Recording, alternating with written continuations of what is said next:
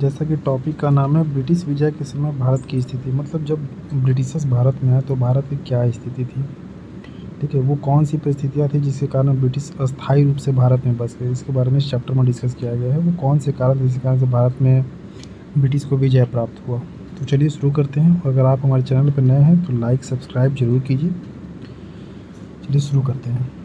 देखो, ब्रिटिश का जो साम्राज्यवाद का जो विस्तार है, साम्राज्यवाद की उत्पत्ति वो आयरलैंड की विजय से शुरू हो जाती है। किसकी वजह से? आयरलैंड की विजय से शुरू हो जाती है। ठीक है, आयरलैंड यूरोपियन कंट्री है, पहली बार इस पे आधिपत्य स्थापित करता है ब्रिटेन। ठीक है, फिर आगे जब बढ़ोगे आप उसी समय देखोगे कि 15वीं सदी में पुनर्जागरण का काल चल रहा था यूरोप में, और नए नए भौगोलिक खोज हो रहे थे, तर्क शक्ति विज्ञान को बढ़ावा दिया जा रहा था। तो जाहिर सी बात है जिज्ञासा पनप रही थी लोगों में, और कुछ जानने की, भौगोलिक खोजों की, वैज्ञानिक आविष्कारों के लिए लोग तत्पर थे। दूसरी तरफ औद्योगिक क्रांति हो रही थी, दूसरी तरफ रॉ मटेरियल चाह रहे थे, कच्चा माल, बाजार, बहुत सारी आवश्यकताएं थी। ठीक है, फिर से आप देखोगे यूरोप में ही फ्रांस और इंग्लैंड के बीच में प्रतिद्वंदिता थी क्षेत्र विस्तार को लेकर कि अधिक से अधिक क्षेत्रों का विस्तार किया जाए। तो मतलब कुल मिला के अगर देखा जाए तो आप देखोगे कि क्या बोलते हैं, हाँ, आप देखोगे इसमें कि ब्रिटिश विजय जो है वो 2 चरणों में होता है। मतलब पहला तो होता है कि देखो कि अमेरिगो वेस्पुसी जो था, जो नाविक था स्पेन का, तो वो इंडिया की खोज करने निकलता है। जैसा आपको पता हो, कुस्तुनतुनिया पे ऑटोमन साम्राज्य का अधिकार हो जाता है, ऑटोमन का। किस पे? तो कुस्तुनतुनिया पे। तो एक तो व्यापारिक मार्ग बाद अवरुद्ध हो जाता है, तो अब आवश्यक थी एक नए वैकल्पिक मार्ग की खोज की। देखोगे कि अमेरिगो वेस्पुसी जो गलती से भारत को खोजने निकलता है और पश्चिम दिशा में बढ़ते हुए अमेरिका पहुंच जाता है, तो उसे लगता है पश्चिम की वो तरफ से आया था कि ये इंडिया है, तो उसने समझा कि ये वेस्ट इंडीज़ उसका नाम दे देता है। फिर आगे देखोगे कि 1783 में जब पेरिस की संधि होती है, उसके बाद अंग्रेज जो है वो पूर्व एशिया और अफ्रीका की तरफ मूव कर जाते हैं। ठीक है, और दूसरी चीज़ की देखोगे आप कि अंग्रेज या इंग्लैंड कह लो आप, वो स्टार्टिंग से ही मतलब आधिपत्य नहीं स्थापित करते किसी उपनिवेश पे। जहाँ भी वो जाते थे पहले उनकी कंपनियाँ जाती थी। ठीक है, मतलब पहले वो व्यापार करने के उद्देश्य से जाते थे, और धीरे धीरे व्यापारिक हित वो गौण हो जाता था, व्यापार तो मतलब ख़त्म ही हो जाता था। ठीक है, ओपन हो जाता था और ब्रिटिश का आधिपत्य स्थापित है। जैसे भारत के कंटेस्ट में देख लो कि पहले व्यापारी ईस्ट इंडिया कंपनी आती है व्यापार करने के लिए, लेकिन 1858 में ब्रिटिश सरकार ने भारत पे पूर्ण रूप से नियंत्रण स्थापित कर लेता है। ठीक है, तो इस प्रकार से कंपनियों के माध्यम से वो स्थापित करता है। दूसरा कि उनका कहना होता है, ब्रिटिश का कहना था, जिस क्षेत्र में भी जाते थे यूरोपियंस या ब्रिटिश, कि वहाँ की जो जनजाति है, वहाँ की प्रजाति है, वो असभ्य है, बर्बर है, सुसंस्कृत नहीं है। ठीक है, उनको कुछ नहीं आता है, तो हम ऐसा है कि हम उनको सुसंस्कृत बनाएंगे, सभ्य बनाएंगे। ठीक है, ये दावा करती थी। बाद में आप देखोगे इंडियन हिस्ट्री कंटेस्ट में ही, आधुनिक भारत में, कि वाइट मैन बर्डन का कॉन्सेप्ट आता है। ठीक है, इस प्रकार से फिर आगे जब आप बढ़ते हो तो देखोगे न्यू रोमन्स का भी एक कॉन्सेप्ट आता है, वही कि मतलब हम सुसंस्कृत हैं, आपको अच्छा बनाएंगे। फिर आगे जब आप देखोगे तो एक होता है, माना जाता है कि क्या संयोगवश ब्रिटिश की स्थापना हुई थी भारत में या फिर इरादतन हुई थी। तो इसमें 2 मत देखने को मिलता है। एक इतिहासकार का दल है जो जॉन सीले के नेतृत्व में लोग कहते हैं, इतिहासकार कहते हैं कि नहीं, ब्रिटिश भारत को जीतना नहीं चाहते थे, वो तो गलती से जीत लिए, वो तो व्यापार करने के लिए आए थे। अरे भाई, व्यापार करने के लिए आए थे तो व्यापार करो, फिर हमारे घर में लड़ाई हो रहे हैं कि झगड़े हो रहे हैं, तुमको क्या मतलब है जब तुम्हें इंटरेस्ट ही नहीं है कि नहीं। तो इस प्रकार से जॉन सीले कहते हैं कि भाई भारत की परिस्थितियाँ, भारत में राजनीतिक परिस्थितियाँ वैसी हो गई कि ब्रिटिश को ही हस्तक्षेप करना पड़ा। हम कह रहे हैं कि भाई रोड पे जा रहे हो, 2 लोग झगड़ रहे हैं, तो तुम उसमें क्या मतलब तुम्हारा इंटरफेयर करने का। तुम्हारा इच्छा होगा तभी तो जाके या तो झगड़ा छुड़ाओगे या तो किसी एक की तरफ से तुम भी भिड़ जाओगे, है कि नहीं। वही दूसरी तरफ क्या था कि एक इतिहासकारों का उनका जो दल है वो कहता है कि नहीं, ये इरादतन थी, ब्रिटिश जो है वो सुनियोजित तरीके से भारत को जीत रहे थे।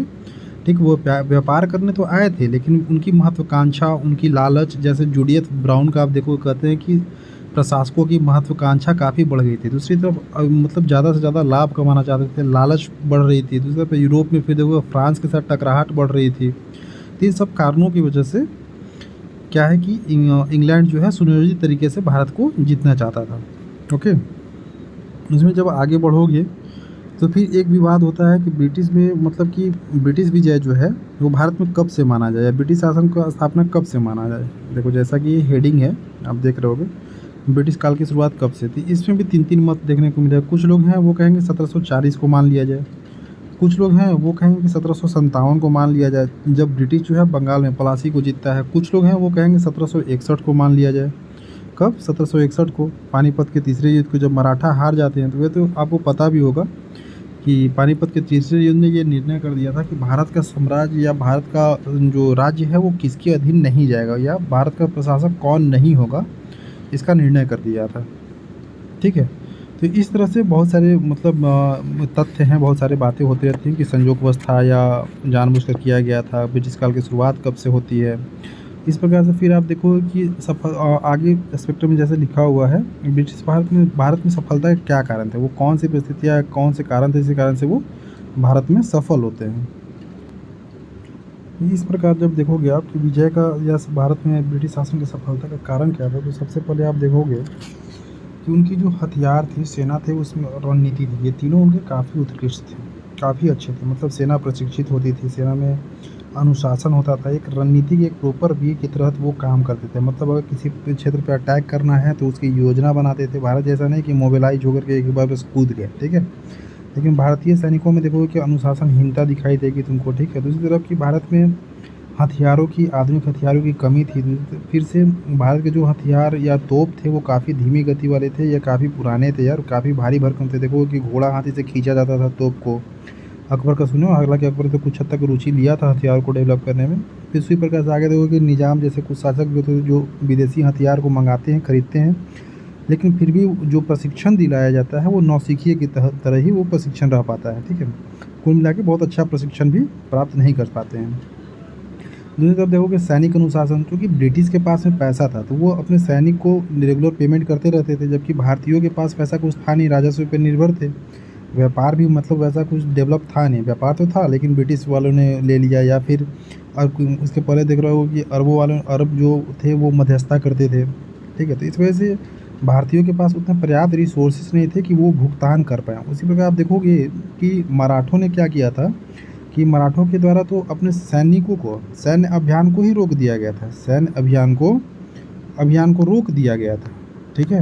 क्यों? ताकि राजस्व की वसूली की जा सके और सैनिकों का वेतन भुगतान किया जा सके। ये सारे कारण थे। दूसरी तरफ देखोगे कि वहाँ भारतीय प्रणाली में सैनिकों के चयन में या अधिकारियों के चयन में जातीय दंभ, क्षेत्रवाद, भाई भतीजावाद सारे कुछ व्याप्त थे, जबकि ब्रिटिश सेना में ऐसा कुछ नहीं था। वहाँ प्रतियोगिता के बल पर या फिर आप कह लो मेरिट के आधार पे वहाँ सैनिकों का चुनाव होता था, ठीक है।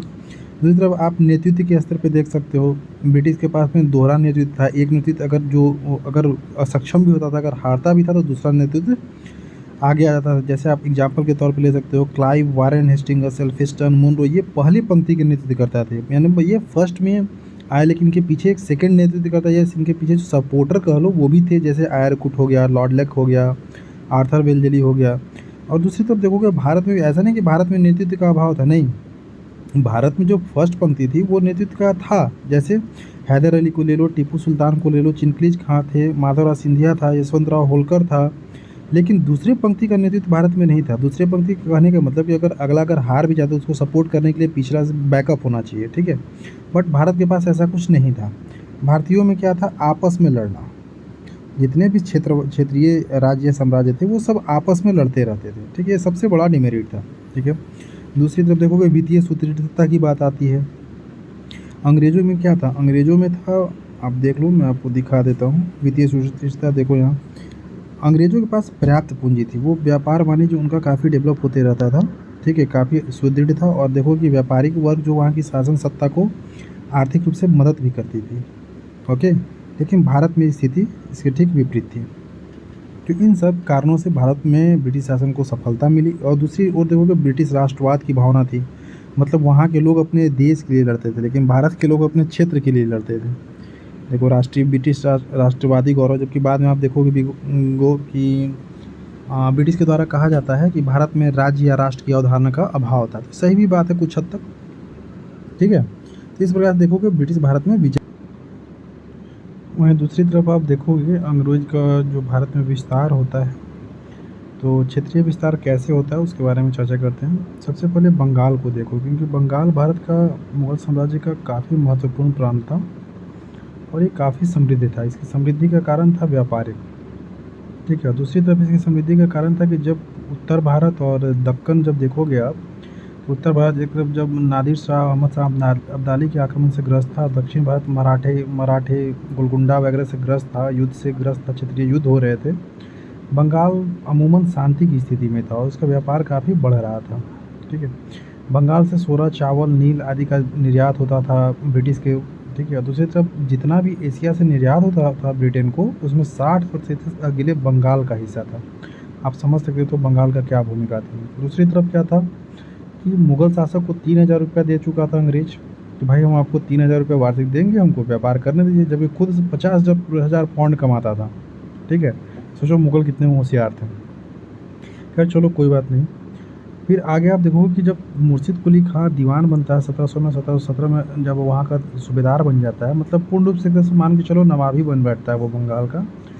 और दूसरी ओर फिर देखोगे आप अलीवर्दी खां का शासनकाल आता है, ठीक है। एक मीडिएटर आता है सूजा का शासनकाल, मतलब मुर्शिद कुली खां, सूजा, उसके बाद सरफराज, उसके बाद आता है अलीवर्दी खां।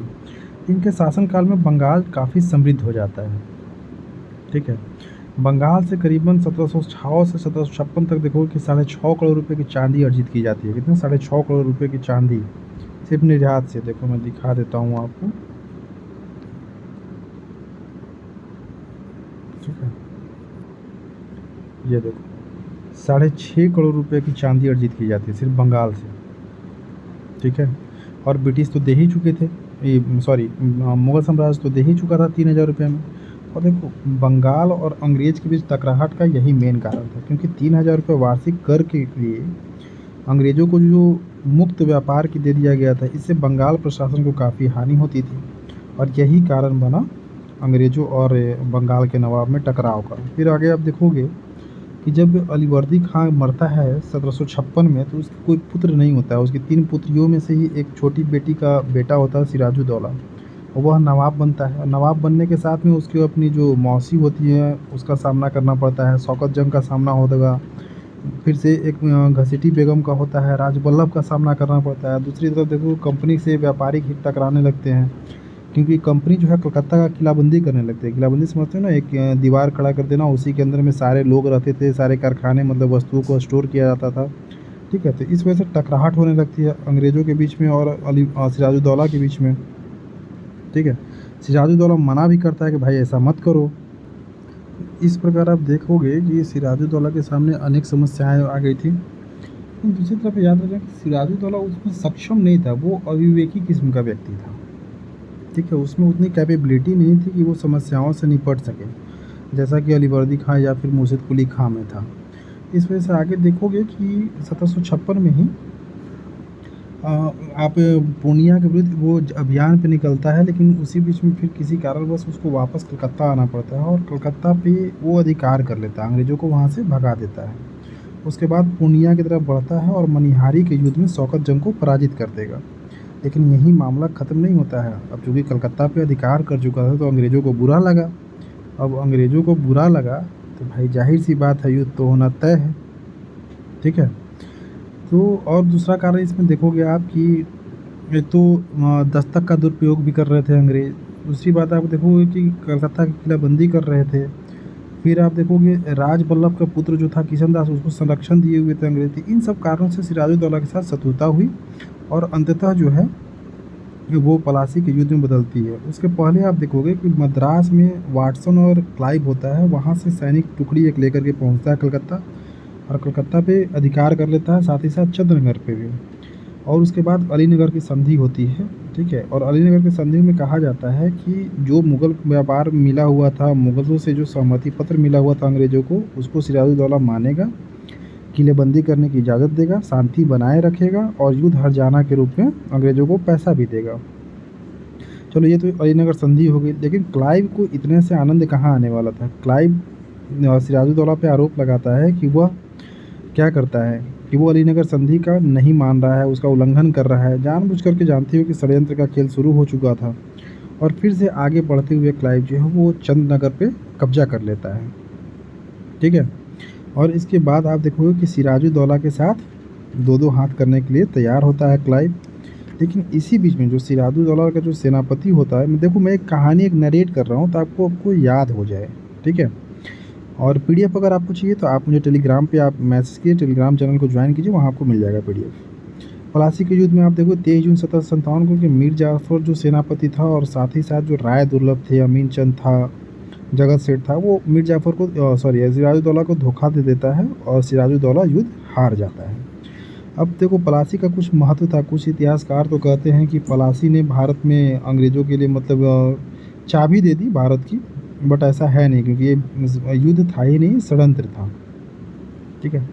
इस पे क्या प्रभाव पड़ा? इसमें सबसे बड़ा प्रभाव था कि बंगाल के नवाब की स्थिति कमज़ोर होगी। जो भी नवाब बनता था वो अंग्रेज़ों की कठपुतली हो गया। नवाब के जो अधिकारी होते उसकी नियुक्ति में भी इसका हस्तक्षेप होता था, ठीक है। जब चाहते थे अंग्रेज़ तब जितना चाहते थे उतना पैसे का डिमांड कर देते थे। इसी से आगे देखो कि मीर जाफ़र भी काफ़ी परेशान हो जाता है और वो अंग्रेज़ों के खिलाफ़ होने लगता है, ठीक है। फिर आप देखोगे कि मीर जाफ़र के बाद मीर कासिम बनता है, समझ रहे हो? ये सिलसिला चलते रहता है, ठीक है। तो इस प्रकार आप देखोगे कि प्लासी के युद्ध के बाद में जब मीर जाफ़र को नवाब बनाता है कंपनी, तो बदले में मीर जाफ़र जो है वो 24 परगना की ज़मींदारी के साथ साथ बंगाल, बिहार और उड़ीसा में मुक्त व्यापार करने की इजाज़त भी दे देता है। दूसरी तरफ क्लाइव और उसके अधिकारियों को बहुत सारा उपहार देता है मीर जाफ़र, ठीक है। एक अनुमान लगाया गया है कि लगभग 17.5 लाख रुपया मीर जाफ़र से प्राप्त हुआ था क्लाइव और उसके अधिकारियों को, ठीक है।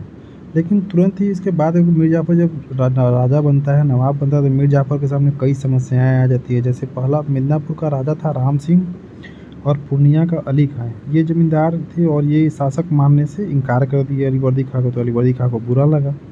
दूसरे देखो कि राय दुर्लभ की वफादारी पर भी संदेह था, लेकिन राय दुर्लभ का कुछ कर नहीं सकता था अलीवर्दी खां। कारण क्या है कि राय दुर्लभ अंग्रेज़ों के संरक्षण में था, ठीक है, अंग्रेज़ों के संरक्षण में था। फिर आगे आप देखोगे कि शाह आलम द्वितीय जो था वो कलकत्ता पे अधिकार करना चाहता था, मतलब काफ़ी समस्याएं इसको घेरे हुई थी। और फिर देखो कि अलीवर्दी खां का ऐसे शासन तो चल रहा था, जब मन करता था अंग्रेज़ों का तब वो क्या करते थे, क्या बोलते हैं, हाँ सॉरी, पैसा धन की उगाही करते थे, ठीक है, क्या कहते हैं, धन की उगाही करते थे, ठीक है। लेकिन लास्ट में अलीवर्दी खां भी परेशान हो गया, ठीक है। और अंग्रेज़ों को भी दूसरी तरफ लग रहा था कि क्या लग रहा था, अंग्रेज़ों को लग रहा था कि वो फ्रांसीसियों के साथ मिल करके कुछ षड्यंत्र कर रहा है। इस चलते अंग्रेज़ जो है क्या करते हैं, अंग्रेज़ जो है मीर जाफ़र को हटाने की कोशिश करने लगते हैं। और दूसरी तरफ आपको पता होना चाहिए कि मीर जाफ़र का कोई बेटा नहीं था, ठीक है। मीर जाफ़र का जब कोई बेटा नहीं था तो क्या करेगा, उसकी सिर्फ बेटी ही थी, ठीक है। तो एक बेटा था बेटा था मीरन, तो मीरन का डेथ हो जाता है। मैं आपको दिखा देता हूँ, एक सेकंड रुक जाओ। ये देखो मीरान की मृत्यु हो जाती है, ठीक है।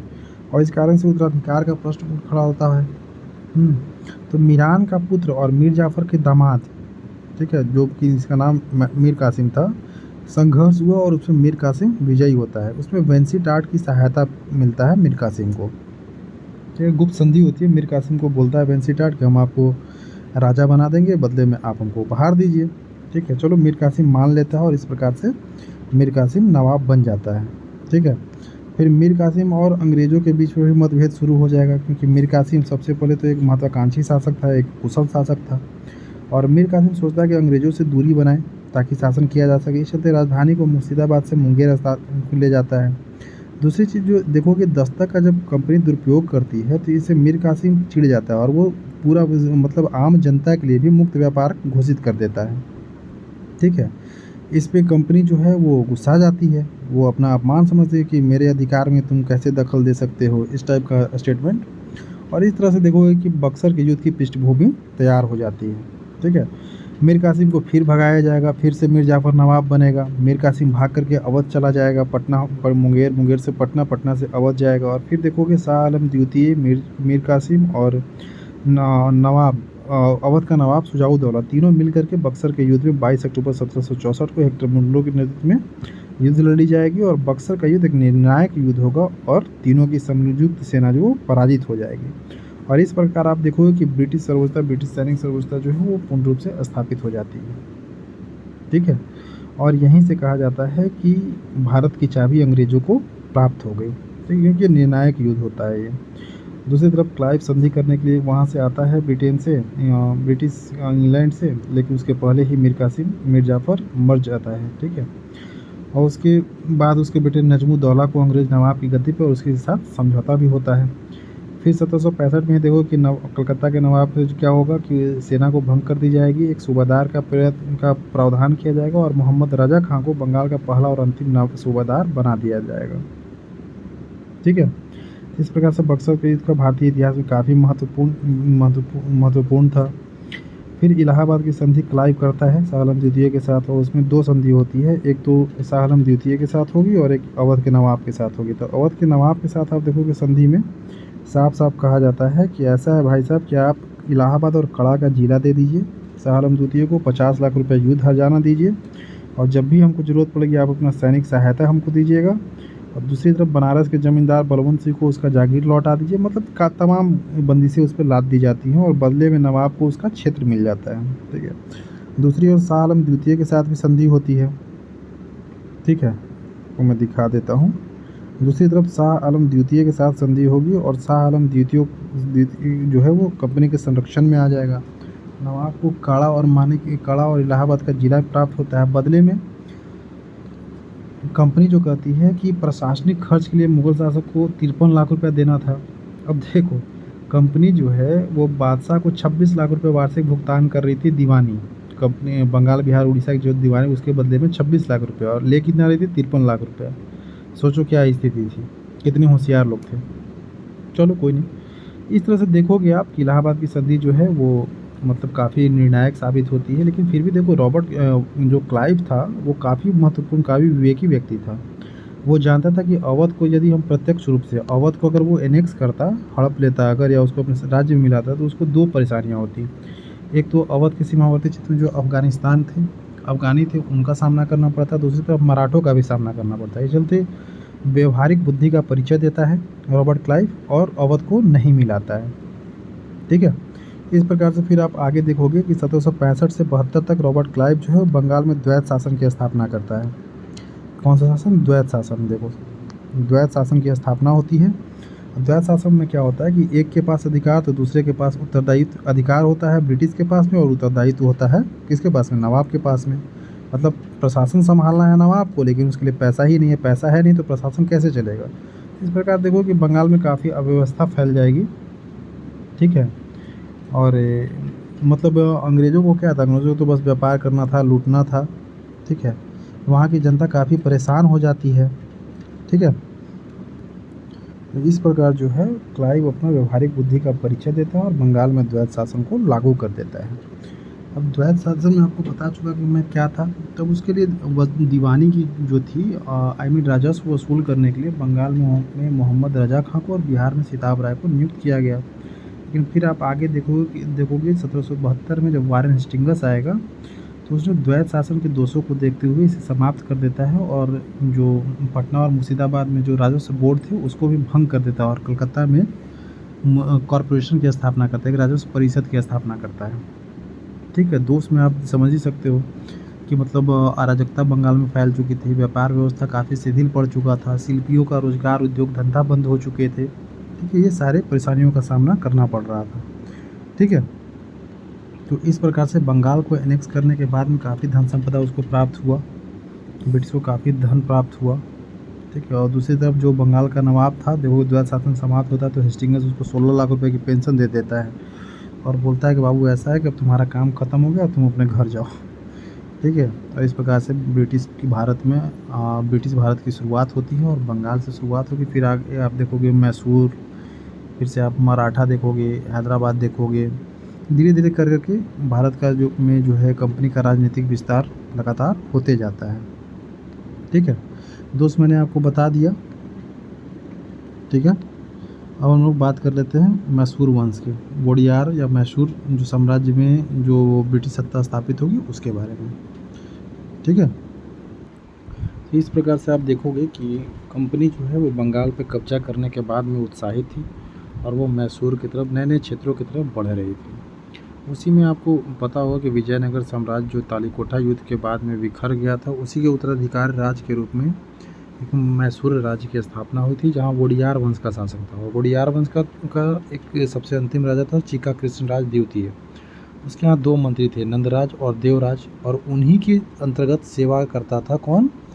हैदर अली। तो हैदर अली सैनिक प्रतिभा वाला व्यक्ति था, ठीक है, और अपने सैनिक प्रतिभा के बल पर ही वो मैसूर से वोडियार वंश के शासन को अंत कर देता है, ठीक है। और हैदर अली अपने राज्य या मैसूर वंश की स्थापना करता है। इस प्रकार से हैदर अली एक शासक के रूप में, स्वतंत्र शासक के रूप में उभरता है। जब हैदर अली जब एक शासक बनता है तो सबसे पहले वो क्या करेगा कि डिंडीगुल में एक फैक्ट्री लगाएगा। क्या चीज़ का? हथियार का फैक्ट्री लगाएगा। अपनी सेना को पश्चिमी तर्ज पे प्रशिक्षित करेगा, फ्रांसीसियों की सहायता लेगा। फिर देखोगे कि उसके सामने कुछ परेशानियां भी थी, जैसे कि पोलीगार को देखोगे, पोलीगार जो थे दक्षिण के, वो काफ़ी विद्रोह वगैरह करते रहते, तो उनको दबाएगा। होस्कोट को जीतता है, बलालपुर को जीतता है, मतलब उसकी जो प्रकाष्ठा है हैदर अली की वो बढ़ते जाती है। लेकिन इसी क्रम में देखोगे कि मराठा जो थे वो माधवराव के नेतृत्व में मैसूर पर 3 बार हमला करते हैं, 1764, 1766, 1761 में। मैं आपको दिखा देता हूँ। देखो मैं नरेट कर रहा हूँ ताकि आपको याद हो जाए कहानी की तरह, ठीक है। देखो मैं दिखा देता हूँ, 3 बार हमला होता है, ये देखो 3 बार परास्त कर देगा मराठाओं को। लेकिन बाद में फिर देखोगे कि हैदर अली मराठाओं से एक समझौता कर लेता है। अब बोलता है चलो यार रहने दो, हम दोनों तो भाई भाई हैं, ठीक है। इसी बीच में अंग्रेज़ भी मनसा बना रहे थे, अंग्रेज़ की भी मनसा थी विस्तार करने की, ठीक है। और देखो इसी बीच में पहला जब आंग्ल मैसूरी युद्ध होता है 1767 से 1769 में, तो ये देखो मेन कारण था ब्रिटिश की साम्राज्यवादी नीति, ब्रिटिश की प्रसारवादी नीति, ठीक है। अंग्रेज निजाम के साथ संधि कर लेता है और कहता है, उसको राजी करता है उत्तरी क्षेत्र देने के लिए। बदले में कहता है कि हैदर अली से हम आपको सुरक्षा देंगे। इसी बीच में देखोगे 1766 के आसपास कि हैदर अली मराठों के साथ उलझा हुआ था, तो हैदराबाद को अंग्रेज़ उकसा देते हैं आक्रमण करने के लिए। तो अली गुस्सा आ जाता है और उसके बाद में मराठा और निजाम के साथ संधि करके वो किसके ऊपर? अंग्रेज़ों के ऊपर ही टूट पड़ता है। लेकिन फिर देखोगे, ठीक है, जब कर्नाटक पे आक्रमण करता है तो देखोगे कि निजाम फिर से पलड़ा बदल लेता है, क्योंकि 1767 में अंग्रेज़ हरा चुके होते हैं निजाम को, फिर से वो अंग्रेज़ों के पास चला जाता है।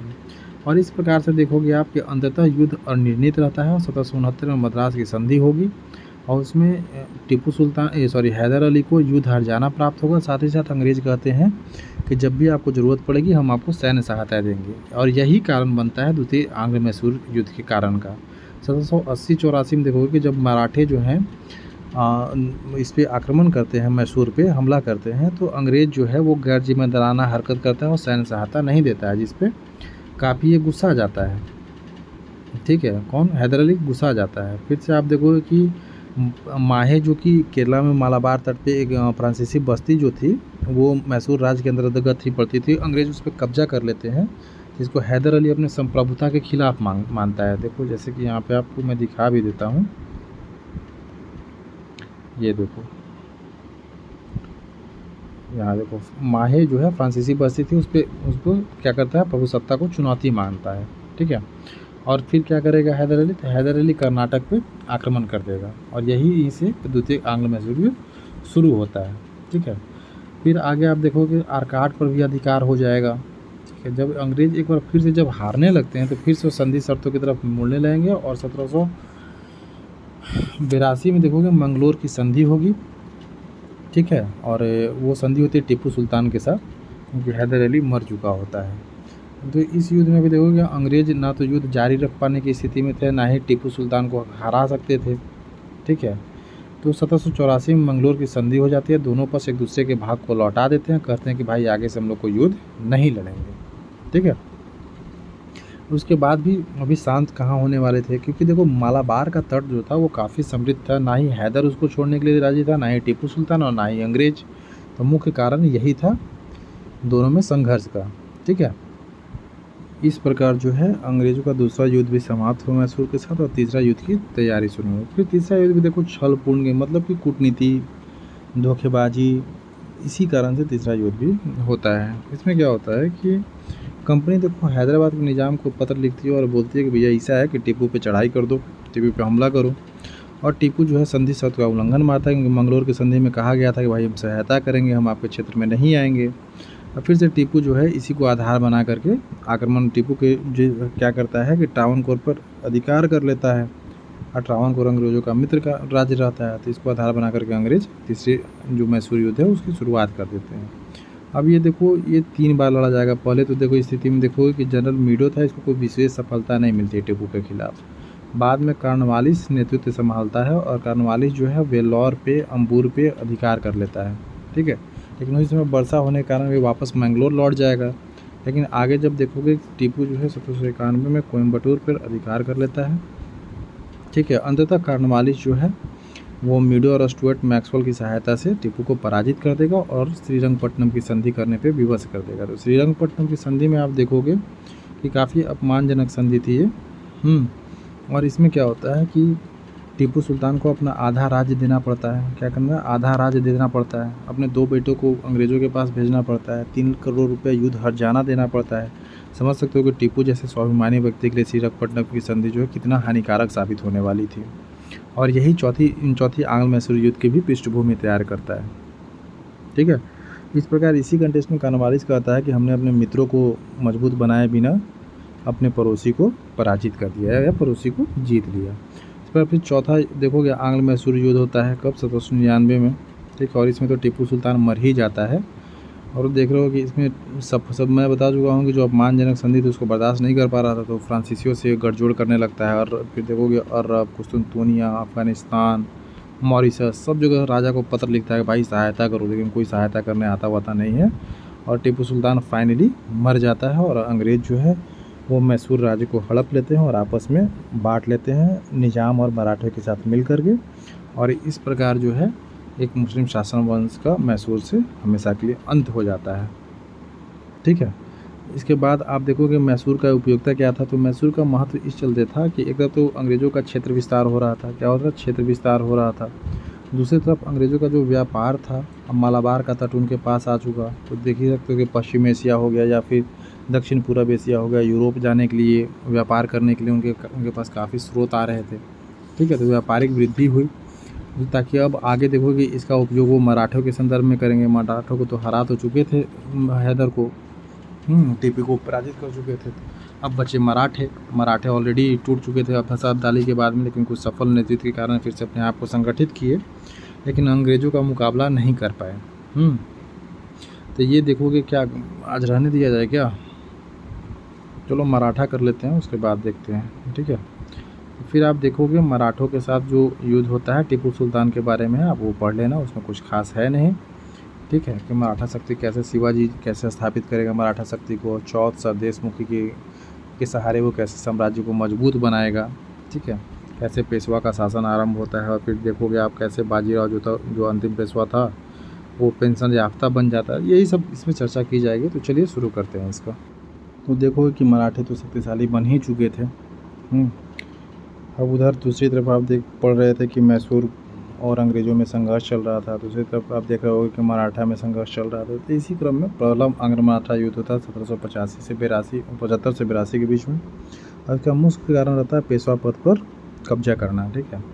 तो आप देखो अहमद शाह अब्दाली के जो तीसरा पानीपत का युद्ध होता है उसके बाद में आप देखो कि पेशवा के पद पर नारायण राव जो है वो स्थापित होगा, लेकिन रघुनाथ राव के द्वारा उसको चुनौती दी जाएगी और रघुनाथ राव अंग्रेज़ों के पास चला जाएगा और सूरत की संधि कर लेता है और बोलता है कि आपको सूरत और भरूच का राजस्व देंगे और साथ ही साथ सालसेट और बेसिन का क्षेत्र भी दे देंगे। तो बदले में अंग्रेज़ 2500 घुड़सवार देने के लिए राजी हो जाते हैं, लेकिन कलकत्ता काउंसिल जो है इससे नाराज़ होती है, कहती है भाई ऐसा काम मत करो, ऐसा फालतू का काम है। एक तो तुम मैसूर में लगे हुए हैं, तुम हमको मराठा में फंसा रहे हो, ठीक है। और जाहिर सी बात ये सही भी थी, वारन हेस्टिंग्स उसमें कलकत्ता में होता है। खैर किसी तरह से ये संधि जो है वो कामयाब नहीं हो पाती और आगे देखोगे महाजीत सिंधिया के नेतृत्व में फाइनली युद्ध हो जाता है। क्योंकि इसमें आप देखोगे कि एक संधि होती है वडगांव की संधि 1779 में, उसको भी बॉम्बे का सरकार नहीं मानता है, ठीक है। और आगे जो वारन हेस्टिंग्स था वो कर्नल गोडार्ड को भेज देता है कि जाओ भाई मराठा जीत करके लाओ। तो गोडार्ड अहमदाबाद पर बेसिन पर कब्जा कर लेता है और अंततः पिपरी में सिंधिया को हरा भी देता है। फिर 1782 में सालभाई की संधि होगी और उसमें कहा जाएगा कि भैया ऐसा है कि रघुनाथ राव को पेंशन दे दो, अब माधव राव को पेशवा स्वीकार कर लो और जो भी क्षेत्र एक दूसरे का जीता गया था वो वापस लौटा दिया जाए। ठीक है, तो इस प्रकार से प्रथम आंग्ल मराठा युद्ध समाप्त होगा। इसका सबसे बड़ा इम्पॉर्टेंट था कि सालसेट का क्षेत्र मिल जाता है, अंग्रेज़ों को जो प्रतिष्ठा थी वो बच जाती है। फिर सबसे महत्वपूर्ण चीज़ कि अंग्रेज़ों को काफ़ी वित्तीय मतलब ये उठानी पड़ती है, वित्तीय हानि उठानी, और इस प्रकार मतलब करीबन 20 सालों तक दूसरा आंग्ल मैसूर युद्ध तक 1803 से 5 में जब तक नहीं हुआ तब तक शांति बनी रहती है। ठीक है, इस प्रकार से आप देखोगे कि दूसरा आंग्ल मराठा युद्ध होगा। देखो मैं दिखा भी देता हूँ, एक सेकेंड। ये देखो सूरत और पुरंदर की संधि 1775 में जो हुई थी। आप PDF पर स्क्रॉल डाउन करके देख लेना, बस आप historical facts and figure and concept आप समझ लो, उसके बाद हिस्ट्री आपके लिए आसान हो जाएगी। ठीक है, 1782 में सालभाई की संधि होगी। देखो सालभाई की संधि, यहाँ पे फणनिवास है और माधव राव को पेशवा स्वीकार करेगा, रघुनाथ राव को पेंशन मिल जाएगा, सिंधिया को सभी क्षेत्र मिल जाएंगे, 20 सालों तक शांति सुरक्षा रहेगी, यही सब होता है। ठीक है, और इसी पृष्ठभूमि में फिर आप देखोगे कि तीसरा आंग्ल मैसूर द्वितीय आंग्ल मैसूर युद्ध जो है 1803 से 5 के बीच में पृष्ठभूमि रची जा रही होती है। ठीक है, वही देखोगे कि सालभाई की संधि के साथ जो प्रथम आंग्ल मराठा युद्ध समाप्त होता है, लेकिन दूसरे आंग्ल मराठा के युद्ध के समय में भारत का गवर्नर जनरल बन के आता है कौन? लॉर्ड वेल्लेली। और उस समय देखोगे फ्रांस में जो है वो काफ़ी प्रसारवादी चल रहा होता है, फ्रांस अपना साम्राज्य का प्रसार कर रहा होता है, तो वही वेल्लेली जो है उसको लगता है कि समस्त भारत को असैनिकृत कर देना चाहिए, मतलब पूरे भारत की सेना को ख़त्म कर देना चाहिए, तभी हम भारत में शासन कर पाएंगे, और इस उद्देश्य से वो आगे बढ़ता है। ठीक है, और आगे देखोगे कि फिर मराठों से भिड़ता है, बेसिन की संधि होगी 1802 में। बाजीराव द्वितीय जो है वो यशवंतराव होलकर के भाई बिट्टू जी की हत्या कर देता है, और फिर जो है वो डर करके वो अंग्रेज़ों के पास चला जाता है और 1802 में वेल्लेली के साथ सहायक संधि कर लेता है, बेसिन की संधि कर लेता है। ठीक है, बदले में अंग्रेज़ जो है यशवंतराव होलकर को परास्त कर देते हैं और बाजीराव द्वितीय की सत्ता स्थापित होती है। तो बेसिन की संधि में मूल रूप से क्या था, याद रखना कि अंग्रेजी संरक्षण मतलब सहायक संधि स्वीकार होती है, एक ब्रिटिश रेजिडेंट पुणे में स्थापित होता है, दूसरी तरफ तुंगभद्रा नदी के जितने भी आसपास के एरिया थे वो सारा प्राप्त होता है। फिर 26 लाख रुपए लगभग पेशवा जो है वो कंपनी को देता है। ठीक है, फिर कंपनी को सूरत भी प्राप्त हो जाता है। फिर ये पेशवा कहता है कि हम किसी भी विदेशी को अपने शासन में मतलब अपने अधिकारी वर्ग में या कर्मचारी वर्ग में नियुक्त नहीं करेंगे बिना आपकी इजाज़त के। इसे निज़ाम के विरुद्ध हमला न करने का वचन देता है। इस प्रकार से देखोगे कि निज़ाम गायकवाड़ की जो है कंपनी जो है वो मध्यस्थता स्वीकार कर लेता है झगड़े की, और इस प्रकार से द्वितीय आंग्ल मराठा युद्ध भी समाप्त हो जाता है। फिर आप आगे देखोगे बेसिन की संधि का मेन महत्व कि निज़ाम पे आक्रमण होने से पहले, क्योंकि निज़ाम जो है अंग्रेज़ों का मित्र होता है। ठीक है, मराठों की अधीनता हमेशा के लिए सामने उभर करके सामने आ जाती है। फिर आगे देखोगे क्या अलग अलग संधि होता है, जैसे सिंधिया के साथ में अलग संधि होगा, भोसले के साथ अलग संधि होता है, जैसे भोसले के साथ में और ईस्ट इंडिया कंपनी के बीच देवगांव की संधि होती है। ठीक है, और फिर आगे देखोगे आप हैदराबाद के निज़ाम को वर्धा नदी के पश्चिम का क्षेत्र मिल जाता है। मतलब संधि ही संधि है यार, मतलब इतनी संधि है कि याद नहीं कर पाओगे। ठीक है, बस एक छोटा मोटा मतलब याद हो कि हाँ मराठे के क्षेत्र में गए, मैसूर के क्षेत्र में गए, फिर पंजाब को एनेक्स कर लेंगे। ठीक है, और इस तरह से संपूर्ण भारत में वो अपना जो है साम्राज्य जो है वो स्थापित कर लेंगे। ठीक है, तो चलो आज यहीं तक रहने देते हैं, और प्लीज़ चैनल को लाइक सब्सक्राइब जरूर कीजिए यार, काफ़ी मेहनत लगती है बनाने में। ठीक है, और